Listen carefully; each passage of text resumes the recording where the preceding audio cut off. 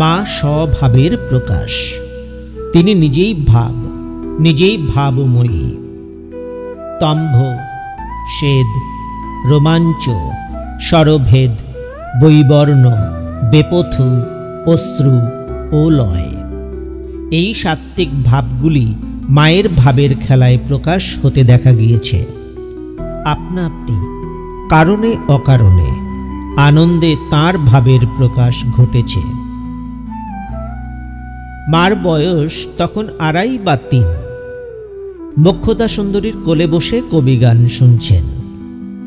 গানের লাইন ছিল, গিয়ে উদয় কৃষ্ণের রাজসভায়, হায় হায় উন্মাদিনী প্রায়, প্রেমের কাঙালিনী দুঃখিনী উন্মাদিনী প্রায়। মা বাড়ি ফিরে এসে এক কলা গাছের ঝোপের তলায় বসে আপন ভাবে গাইলেন, প্রেমেল কাঙালিনী দুঃখিনী উন্মাদিনী প্রায়।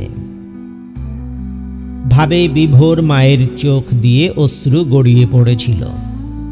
শ্রী রাধার ভাবনায় মায়ের চিত্তে খেয়ালে সাত্ত্বিক ভাব উৎপন্ন হল, আর তা থেকেই চোখ থেকে অশ্রুধারা নেমেছিল।